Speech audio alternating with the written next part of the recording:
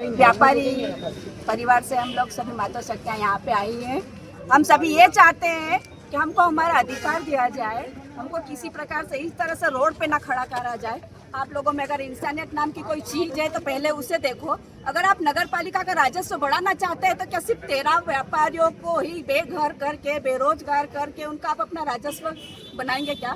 इनको राजस्व नगर पालिका का अगर यदि राजस्व इनको बढ़ाना है या बनाना है कुछ भी है तो इसका और भी आपके लिए दे सकते हैं ना।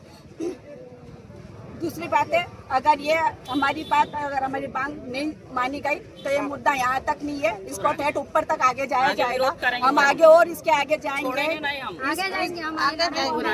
यहाँ तक सिर्फ सीमित नहीं है। अगर हम पे अगर हम 85 दुकान को नोटिस दिया तो 13 दुकान टारगेट में क्यों ली है?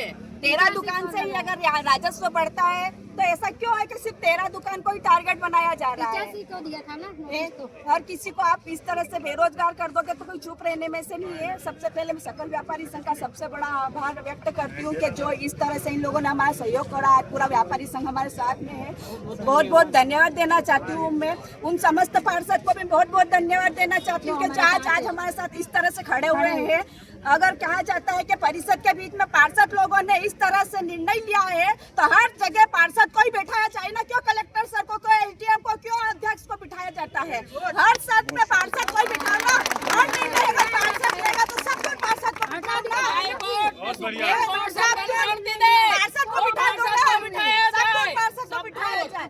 जिस तरह से वीडियो वायरल हुई थी, उपाध्यक्ष जी ने बोला था कि सन 2018 में यह प्रावधान आया था कि 13 व्यापारियों को दुकान नहीं दी जाएगी। इस पॉइंट को अलग रखा जाता है। मैं पहले ये पूछती हूँ कि उस प्रावधान में ये कहाँ लिखा था कि पीपी मॉडल लाया जाएगा? उस प्रावधान में ये कहाँ लिखा गया था कि 13 दुकानों को उनको बेरोजगार करके उनको रोड पे खड़ा जाएगा? पहले ये 2 पॉइंट सामने लाए, उसके बाद तीसरा पॉइंट ये सामने लाए कि 2018 में अगर प्रावधान की वो बात करते हैं तो पहले 2 पॉइंट का वो मुझे जवाब दे, वो मुझे लिख के दे कि 2018 में उस प्रावधान में ये कहाँ लिखा गया था कि पीपी मॉडल लाया जाएगा और 13 दुकानों को इस तरह से बेरोजगार किया जाएगा। मुझे इस बात का जवाब चाहिए। हम कहाँ जाएंगे? नाम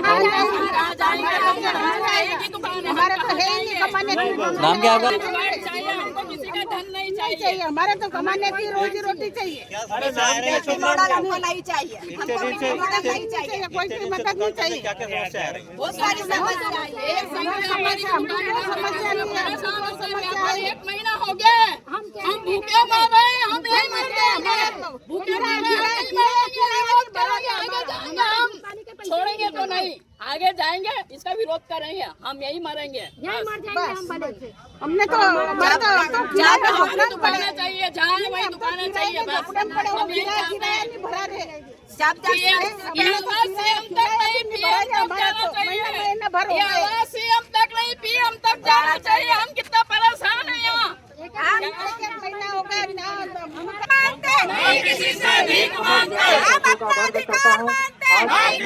हमको उसी स्थान पर दुकानें दी जाए सबकी व्यापारी। नगर पालिका का कहना है कि इसमें कोई नियम नहीं है ऐसा देने का। तो नियम है इसके अंदर, मैंने ये कोड करा, इसमें देखिए आप जब पढ़ेंगे ज्ञापन में तो हमने दिया श्रीमान का ध्यान नगर पालिका अचल संपत्ति अंतरण नियम 2 साल के नियम 10 की ओर दिलाना चाहते हैं। उक्त नियम के अनुसार दैनिक शुल्क या पट्टे पर या प्राप्त अस्थायी दुकानदारों या अन्यथा ऐसे दुकानदार जो कम से कम 3 वर्ष से स्थान पर व्यवसायरत हो हटाए जाकर स्थानीय नगर निकाय के स्वामित्व अथवा आवंटित शासकीय भूमि पर नई दुकान निर्माण किया जाकर ऐसे दुकानदारों को व्यवस्था के अंतर्गत दुकान आवंटित की जाएगी। ये नियम है। नियम 10 है अचल संपत्ति अंतरण नियम 2016 के नियम 10 के अंतर्गत ये प्रावधान है और जबरदस्ती उलझा रहे, जबकि नियम में कोई परिषद की बैठक की आवश्यकता नहीं है, कलेक्टर से परमिशन की आवश्यकता नहीं है, किसी से पूछने की आवश्यकता नहीं है, लेकिन जबरदस्ती किसी के इशारों पर, कोई धनाढ़ी लोगों के इशारे पर ये कार्रवाई की जा रही है। पंकज जी साहब, नगर देखिए, सकल व्यापारी संगठन अपने व्यापारियों के लिए प्रतिबद्ध है। बिल्कुल हम आगे हमारी मीटिंग करेंगे, उसमें निर्णय लेंगे और आगे की हमारी कार्य योजना चालू करेंगे। नगर पालिका अध्यक्ष और उपाध्यक्ष ने कल रात्रि ताबड़तोड़ में प्रेस कॉन्फ्रेंस करी है। उन्होंने ये बोला है कि जो व्यापारी लोग जिनको हटाया गया था उनको तत्काल और अन्य कहीं शिफ्ट किया जाएगा। तो आपको लगता है कहीं ना कहीं 1 महीने बाद ये क्यों निर्णय लिया गया? हम ये पिछले 1 महीनों से लड़ाई लड़ रहे हैं। हमने सभी से संपर्क किया, सारे पार्षदों से, अध्यक्ष जी से, उपाध्यक्ष जी से, सीएमओ साहब से, सभी से संपर्क किया, लेकिन हमें कोई उसका सकारात्मक परिणाम नहीं मिला। इस कारण से हम हमारे सकल व्यापारी संगठन के समस्त सदस्य के साथ इस निर्णय पर पहुंचे कि हमें एक दिन का बंद का आह्वान करना चाहिए। अब जो आप बात कह रहे हैं कि उन्होंने आश्वासन दिया है, देखिए शासकीय काम आश्वासनों पर नहीं चलते, कागज पर चलते हैं। उनके द्वारा हमारे 13 व्यापारी सदस्यों को कागज पर अनुबंध के साथ लिखित में दिया जाना चाहिए कि यह दुकान से आपको विस्थापित करने के बाद इस तरह से आपको स्थापित किया जाएगा। Thank you.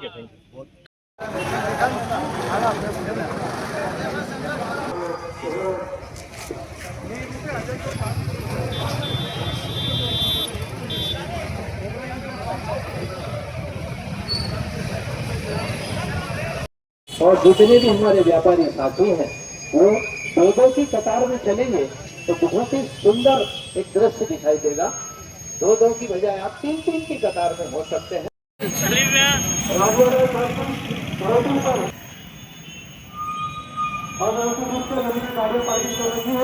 निवेदन है, गाड़ियां कृपया साइड में लगा लें। दो की कतार में हम अपना अधिकार मांगते, नहीं किसी से भीख मांगते। हम अपना अधिकार मांगते, हम अपना अधिकार मांगते, हम अपना अधिकार मांगते। भारत माता की, भारत माता की, भारत माता की। वंदे वंदे वंदे। व्यापारी एकता जिंदाबाद, जिंदाबाद। व्यापारी एकता, व्यापारी एकता, व्यापारी एकता। साथियों, आज अपने कई ऐसे दुकानदार भी हैं जो शायद रोज का 5 रुपये कमाते हैं और कई ऐसे भी हैं जो शायद रोज का 50 रुपये, लेकिन आज संपूर्ण आंदोलन बंद करके सभी व्यापारियों ने एक दूसरा का परिचय दिया है। हमारे 13 दुकानदारों ने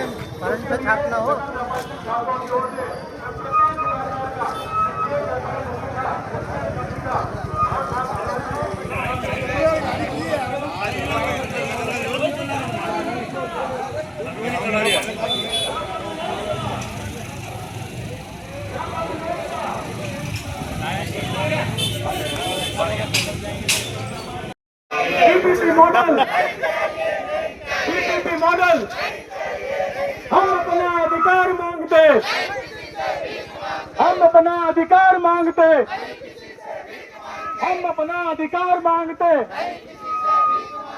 व्यापारी एकता, व्यापारी एकता मॉडल। सकल व्यापारी संघ उन 13 पीपीपी मॉडल के अंतर्गत गठित हुए व्यापारियों के सम्मान में खड़ा रहा और उसके सम्मान में उन्होंने दुकान बंद की। अब हम माननीय जिलाधीश महोदय को संबोधित ज्ञापन पेश करेंगे। आदरणीय एसडीएम साहब आ गए हैं। किसी प्रकार